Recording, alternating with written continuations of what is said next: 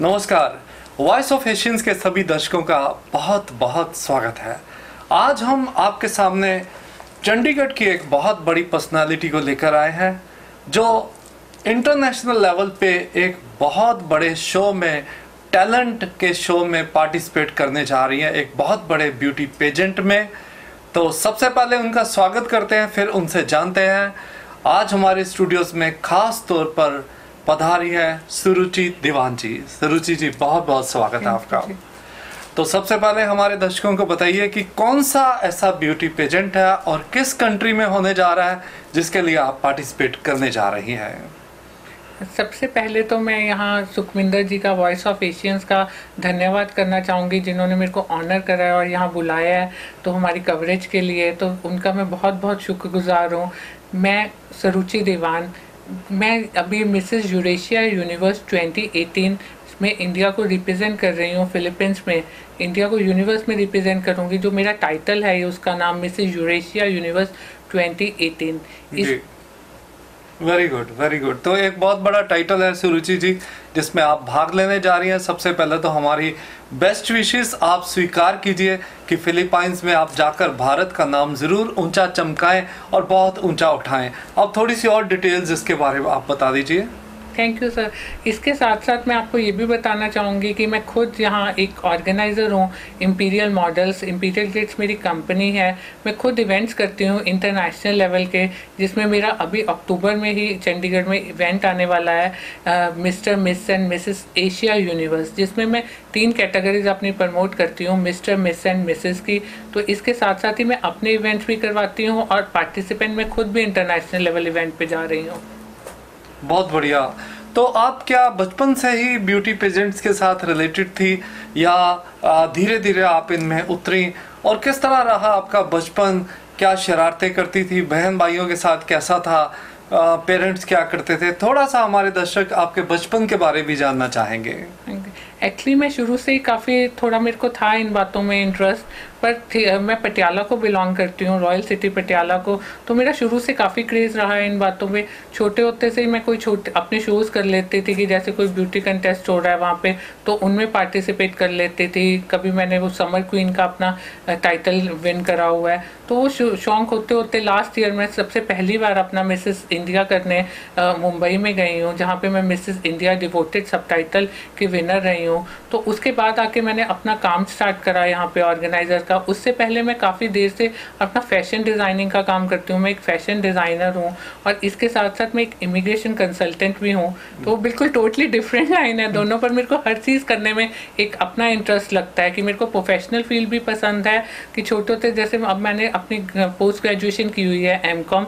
मैं पटियाला सिटी को बिलोंग करती हूँ, तो मेरी वहाँ स्कूलिंग वहाँ से है, मेरा कॉलेज वहाँ से है, मैंने मोदी कॉलेज करा हुआ है। उसके बाद पंजाबी यूनिवर्सिटी से मैंने एमकॉम करा हुआ है। तो मेरा प्रोफेशनल और ये फैशन दोनों में इक्वली इंटरेस्ट रहता है कि मैं ये नहीं सोचती कि वो फैशन में हम जा रहे हैं तो हम प्रोफेशनल में ना जाएं। तो मेरा इक्वली प्रोफेशनल लेवल पे भी काफ़ी ज़्यादा इंटरेस्ट रहता है। तो बचपन से ही मैं हूँ शरारती, बहुत ही ज़्यादा हूँ। खैर बोलो आप, अब तक हूँ। अभी भी अपने बच्चों के साथ, मेरे 2 बच्चे हैं, एक 9 इयर्स का, एक 3 इयर्स का बेबी बॉय। तो अभी भी मैं उनके साथ कई बार बहुत ज़्यादा बच्चों जैसी शरारतें कर लेती हूँ। तो अब मैं पटियाला की काफ़ी एक रिप्यूटेड लॉयर फैमिली को बिलोंग करती हूँ। तो हमारे काफ़ी शुरू से ही हमारी काफ़ी जनरेशन इसी लॉयर फैमिली से आती है। पर मेरे फादर बिजनेसमैन रहे हैं स्टार्टिंग से।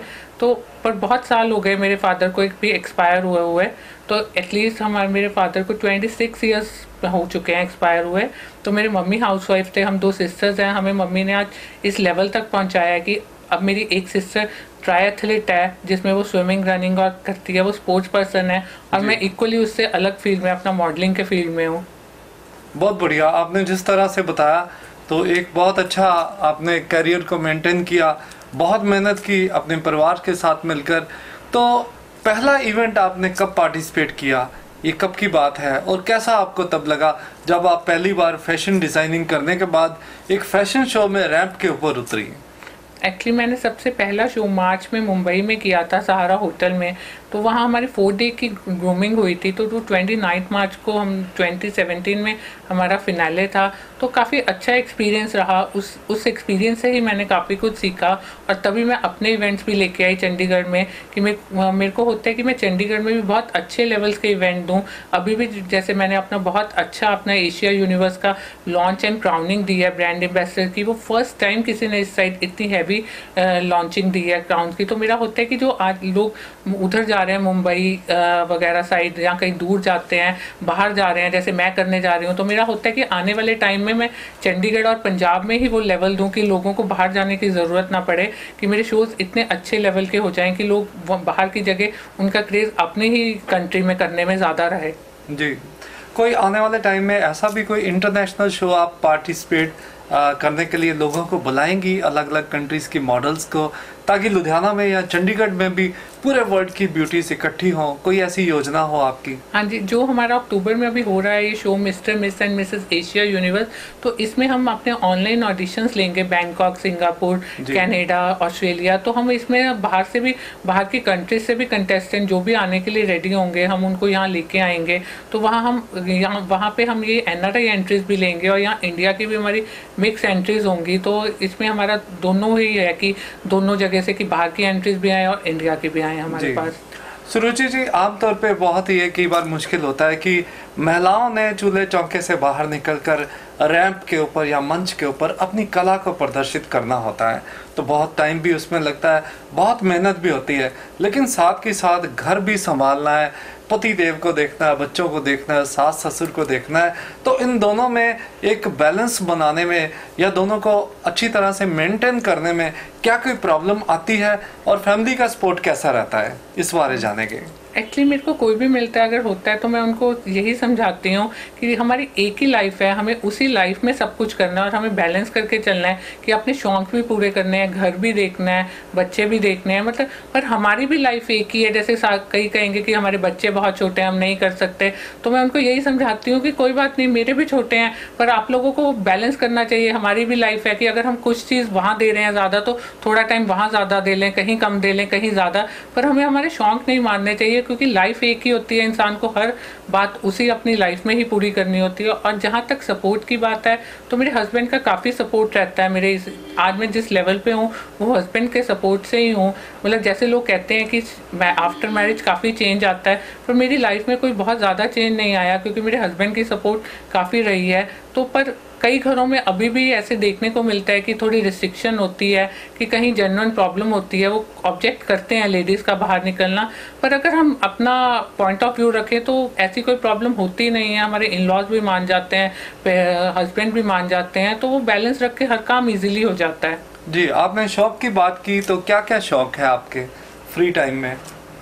एक्चुअली मेरे ना कुछ ज़्यादा शौक नहीं है। मेरा जैसे घूमने फिरने का भी मेरे को इतना शौक नहीं, मेरा बस आज यही होता है कि जैसे शौक यही होता है कि जितना है टाइम अपना अपना अपने बच्चों के साथ रह लो, अपना वैसे घूम लो। और लेडीज़ को शॉपिंग का तो होता ही है, तो बहुत है। और मेरे को आजकल पर काफ़ी ज़्यादा, जैसे मैं अपने इवेंट्स करती हूँ तो मेरा अपने कंटेस्टेंट्स के लिए बहुत रहता है कि मैं उनको ये चीज़ प्रोवाइड कर दूँ, ये कर दूँ। तो मतलब मेरे को होता है कि आजकल मेरा काफ़ी रहता है कि मैं उनको अपनी अच्छी करूँ, कि वो खुश रहें सारे। और घर पर भी यही रहता है कि हाँ, अपना बैलेंस रहे, कि काम कर रही हूँ, कि हर चीज़ में। फ्रेंड्स के साथ भी होता है कि आजकल फ्रेंड्स भी बोलती हैं बहुत बिजी रहते हो, तो होता है कि हर किसी को आप प्रॉपर्ली टाइम दे पाऊँ मैं।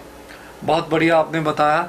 तो बहुत सी महिलाएं जो है वो घरों में ही रहती हैं, घरों से बाहर निकल नहीं पाती, और उनकी सारी जिंदगी शादी के बाद चूल्हे चौके तक ही रह जाती है। तो ऐसी महिलाओं के लिए आप क्या संदेश देना चाहोगे? ये एक्चुअली ऐसी महिलाओं के लिए मैं संदेश ये देना चाहूँगी कि उनकी रह नहीं जाती है ऐसे लाइफ, वो खुद अपनी ऐसे रखती हैं। अगर उनकी ये विश होती है, अगर वो खुश हैं, तो मेरे को लगता नहीं कि इसमें भी कोई ऑब्जेक्शन होना चाहिए। अगर वो वही घर में हाउसवाइफ रह के हैं तो हाउसवाइफ की लाइफ भी बहुत बेस्ट होती है। मैं हाउसवाइफ भी रही हूँ किसी टाइम, अब मैं एंटरप्रेन्योर हूँ, वर्किंग वूमेन हूँ, पर मैं किसी तो हर स्टेज पे जिस तरह से हम खुश रहें वो वाली हमारी लाइफ जो हमें सेटिस्फेक्शन फील करवाए वही हमारी लाइफ बेस्ट होती है। कि अगर उनको उनको ये फील होता है कि हाँ उन्होंने नहीं घर से बाहर निकलना है, वो उस लाइफ में खुश हैं, तो मेरे को नहीं लगता उसमें है। पर अगर उनको ये लगता है कि वो कर नहीं पा रही हैं, घर से बाहर निकल रही हैं पर वो बाउंड हो गई हैं, फिर उनको ज़रूर थोड़ा अपने आप के शौक के लिए अपने आप को बढ़ावा देना चाहिए। तो अपने आप को थोड़ा पैम्पर करना चाहिए, क्योंकि हम ही अपने आप को करेंगे पैम्पर तभी कोई हमें आगे बढ़ा सकता है। अगर हम ही अपने शौक मार लेंगे फिर कोई नहीं हमें बढ़ा सकता। बिल्कुल सही कहा सुरुचि जी आपने। और जितनी भी महिलाएं हमारे चैनल पर पूरे वर्ल्ड में इस प्रोग्राम को देख रही हैं, उनको निश्चित रूप में हौसला मिलेगा, हिम्मत मिलेगी। और जितनी ब्यूटी पेजेंट्स में पार्टिसिपेट करना चाहती हैं वो भी आने वाले समय में सुरुचि जी के शो में आ सकती हैं। जैसे अक्टूबर में इनका इंटरनेशनल लेवल का एक शो इंडिया में हो रहा है, तो जो महिलाएं चाहती हैं उसमें पार्टिसिपेट कर सकती हैं। और हम हमारे सभी दर्शकों की तरफ से आपको बहुत बहुत शुभकामनाएं देते हैं कि फिलीपींस में आप जो एक बहुत बड़े ब्यूटी पेजेंट में जा रहे हो एशिया लेवल के, तो उसमें आपको भगवान ज़रूर सफलता दें और आप हिंदुस्तान का नाम ऊंचा करके वापस आएँ। तो आज हमने आपकी जो इंटरव्यू की उसके लिए आपने स्पेशली बहुत टाइम दिया हमारे चैनल को, उसके लिए हम आपका बहुत बहुत धन्यवाद करते हैं। Thank you so much sir. पर मैं एक बात भी कहना चाहूँगी कि मैं ना अकेला महिलाओं को, लेडीज़ को नहीं करती, देखा जैसे मिस्टर मिस को भी होता है आजकल। कई यंग जनरेशन वैसे तो बहुत एक्टिव है, पर जैसे अब मैं करती हूँ शोज़ तो मैंने देखा उनमें किसी किसी में कॉन्फिडेंस की भी रहती है। तो मैं उसी के साथ साथ बॉयज़ एंड गर्ल्स का भी कॉन्फिडेंस बिल्ड करती हूँ कि अकेला लेडीज़ के साथ साथ मेरा हर उस पर रहता है कि बॉयज़ की कैटेगरी, गर्ल्स की और लेडीज़ की, सब पे मेरा बराबर रहता है कि हर किसी को मैं अपनी जगह प्रमोट कर पाऊँ। जी जी, तो बहुत बहुत धन्यवाद एक बार फिर से आपका। और सभी दर्शकों को यही कहेंगे कि अगर आपने अभी तक हमारा चैनल सब्सक्राइब नहीं किया तो उसको ज़रूर सब्सक्राइब कीजिए, ताकि आपको अच्छी अच्छी इंटरव्यूज़ हम आने वाले टाइम में दिखा सकें। फिर मिलेंगे एक और शख्सियत के साथ, तब तक के लिए नमस्कार।